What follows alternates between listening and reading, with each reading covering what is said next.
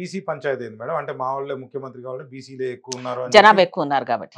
జనాభా ఎక్కువ ఉన్నప్పుడు వాళ్ళే పోటీ చేసుకుని వాళ్ళే ముఖ్యమంత్రి. ఆర్థికంగా లేరు కదా. నేను కృష్ణయ్య గారిని ఒక మాట అడిగాను నేను, ఏమనంటే మేమే ఎక్కువ మాకు అన్యాయం జరుగుతుంది, వీళ్ళు చేస్తున్నారు, లేకపోతే వెల్మల్లో 2% ఉండు, రెడ్లు ఇంతమంది ఉన్నారు పాపులేషన్ బేస్ లో మీరే పోటీ చేసుకుని మీరే సీఎం క్యాండిడేట్ పెట్టుకుని మీరే గెలవచ్చు కదా అనే ప్రశ్న అడిగితే అది కట్ అయింది. యాక్చువల్ గా ఆ వీడియో మళ్ళీ దొరికితే ప్రయాణం చేయడానికి ప్రయత్నం చేయండి. నిజంగానే మాలో అనైక్యత అనైక్యత ఉండడము ఎవరిలో వీళ్ళే పెడుతున్నారు.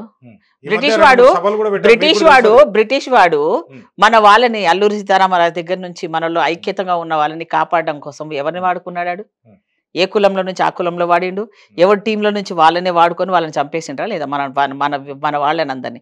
అట్లాగే ఇప్పుడు కొంతమందికి ఇది నచ్చని వాళ్ళు, మాతో ఈక్వల్గా ఉండకూడదు అనుకున్న మెంటాలిటీ ఉన్న వాళ్ళు ఈ సమాజంలో ఇప్పటికి కూడా ఉన్న వాళ్ళు చాలా మంది కుట్రతో ఉన్న వాళ్ళు ఉన్నారు.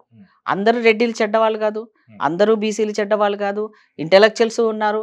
సో వాళ్ళందరిలో కూడా ఒక ప్లాట్ఫామ్ మీదకి వచ్చి లేదు అని ఒక ఐక్యత రాగాన్ని రాలేకపోవడానికి కారణం ఏంటంటే వీళ్ళు వెనక నుంచి వాళ్ళని ప్రోత్సహించి, అరే వాడిని రానియకుండా నీ కులంలో ఉన్నాడు, వీని తక్కువ చేయరా, నువ్వే పోయి తిట్టిపో అంటే ఒక బీసీని బీసీతో తిట్టిపిస్తారు, ఒక ఎస్సీని ఒక ఎస్సీతో తినిపిస్తారు, ఒక స్త్రీని ఒక స్త్రీతో తిట్టిపిస్తారు. అంటే ఇదన్నీ ఎవరు చూపిస్తున్నారు? వీళ్ళ బుర్రలో ఉన్న గేమ్తో ప్రకారంగా వీళ్ళ రాజ్యాధికారం కొంతమంది చేతుల్లో ఉండాలన్న ఒక దుర్బుద్ధి అనేది ఇప్పటికీ నాటుకుపోయింది అది. సో ఈ భారతదేశ వ్యవస్థలో ఈ కులం అనే వ్యవస్థను తీయమని కొన్న వరకు మేము అన్నప్పటికీ కూడా ఇది మాకే నష్టం జరుగుతున్న భయం మాలో ఉంది. ఎందుకు అంటే బీసీలో అంతమంది సంఖ్య ఉన్నా వాళ్ళలో యూనిటీ లేదు, మాలలో కూడా మా ఇద్దరిలో ఉన్న మేము ఇద్దరం మాట్లాడుకు ఇద్దరు ముఖ్యమంత్రులు కూర్చుంటే ఒక నిమిషంలో పని అది ఆర్డినెన్స్ చేసుకుంటే అక్కడ పాపులేషన్ కూడా అన్ని తిన్నోడికి బాగా బిర్యానీ తిన్నోడికి ఆర్గానిక్ యోగా చేసినట్టు ఉంటది, ఆసనాలు వేసినట్టు ఉంటది. ఇప్పుడు వాళ్ళు చేసేది అట్లనే అనిపిస్తుంది నాకు. ఇప్పుడు నీకు ఆకలైనోడికి నొప్పి వేరు, బాధ వేరు, నీ అరుసుడు వేరు. కృష్ణమాది గారు మాట్లాడేది కానీ నేను మాట్లాడినా ఈరోజు ఎవరు మాట్లాడినా ఎందుకు అంత బాధతో మాట్లాడుతున్నాను? నేనైతే లిటరల్గా ఏడ్చేస్తాను ఒక ఛానల్లో. ఎందుకు ఏడుస్తున్నాను నేను? 30 ఏళ్ళ నుంచి నా పిల్లలు చదువు మర్చిపోయి కూడా ఇంకా ముందు తరాల కోసమని త్యాగాలు చేస్తున్నారే వాళ్ళు. వాళ్ళైతే కోల్పోయింది కదమ్మా, వాళ్ళకి చదువు లేదు, ఉద్యమాలలో పోయిన కేసులు అయినాయి, ఇన్ని గవర్నమెంట్లు మారిన వాటి మీద కేసులు తీయలేకపోయినాము, వాళ్ళని తెప్పించలేకపోయినాము. చూడు అంటే ఏంటి, వ్యవస్థను అన్ని రకాలుగా కంట్రోల్ చేస్తున్నారు కొన్ని శక్తులు, దుష్ట శక్తులు. ఎవరైనా చేస్తారండి, ఎవరినైనా చేస్తారు. ఇప్పుడు సీఎం అనే వాళ్ళని కూడా పప్పట్లాగా మనకు రాజకీయ చరిత్ర అనేది భారతదేశంలో ఉన్న చరిత్ర పప్పట్లాగా వాడుకోవాలని చూస్తారు. కానీ కొంతమంది వినరుగా. ఇప్పుడు రేవంత్ రెడ్డి రెబల్ టైంలో వెళ్తున్నారు, ఆయన వాడుకోవాలని ప్రయత్నం చేసినా ఆయన రెబల్ క్యారెక్టర్లో వెళ్తూనే ఉన్నాడు. అంతే కదా, వెళ్ళాల్సిందే. రాజకీయం అంటే ఒకసారి వచ్చామంటే ఆ ఉన్నప్పుడు మన పవర్ ఎంతో చూపించాలి అంతే. అంతే కదా. ఇప్పుడు నేను కూడా అట్లే చేశాను.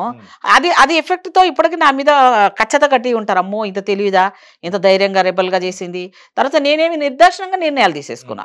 ఇప్పుడు సోషల్ వెల్ఫేర్ అంటే పిల్లలకు అన్నం పెట్టాలి, నువ్వు అన్నం పెట్టకుండా చారు పెట్టి నీళ్ళు పోసి పురుగులు అన్నం పెడితే నేను ఊరుకున్నాను అనుకున్నారా? ఇమీడియట్గా సస్పెండ్ చేశాను.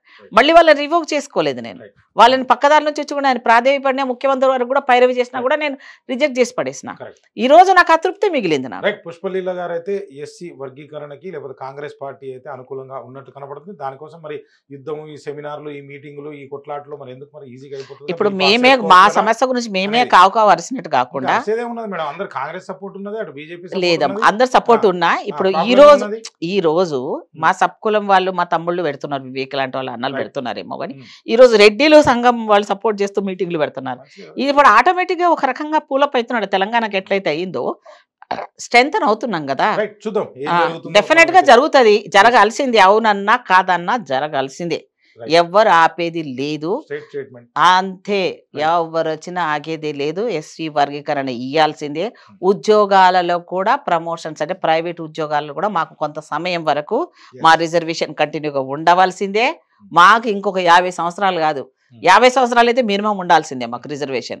వచ్చిన తర్వాత మేము ఇప్పుడు ఒక ఇంట్లో ఒక కులం వాళ్ళే 4 పోస్టులలో ఉంటారు, 4 పార్టీలో ఉంటారు. వాళ్ళకు ఒకసారి కాదు 4 సార్లు రాజకీయ అవకాశాలు వస్తాయి. మా జాతిలో ఒకసారి ఇచ్చి మళ్ళీ రెండోసారి మాకు అవకాశాలు ఇవ్వలేదు. మనం వేచి చూద్దాం. డెఫినెట్ గా నేనంటాను మార్పు రావాలని కోరుకుంటున్నా. ఇది అందరి కోసం రావాలి. సానుభూతి కూడా మాకుంది, ప్రజల మద్దతు కూడా మాకుంది. ఒక కృష్ణమాదిగా కాదు, ఎంతో మంది చచ్చిపోయిన అమరుల బిడ్డలు ఉన్నారు. అందరి యొక్క త్యాగాలు ఉన్నాయి అందులో. అందులో మా త్యాగాలు కూడా ఉన్నాయి.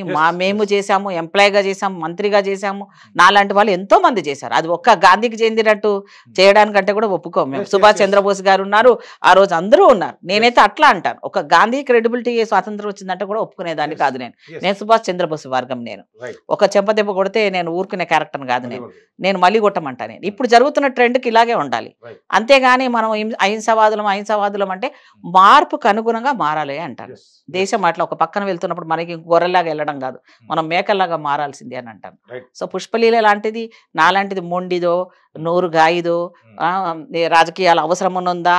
నాకు అవసరం లేదు రాజకీయాలు, కానీ ఉంటా.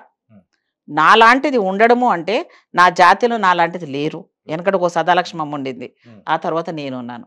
ఒక ఉనికి కాపాడుకోవాలంటే ఒక స్త్రీకి ఎంత కష్టమో, ఓ రాజకీయంలో స్థానాన్ని కాపాడుకోవాలంటే ఎంత ఇదో, అలాగే అంబేద్కర్ బిడ్డగా ఎన్ని అవమానాలు అంబేద్కర్ పడ్డారో, స్టిల్ ఈ అంబేద్కర్ లాగానే ఈ రోజు వరకు నేను కూడా అదే అవమానాలు పడుతున్నాను.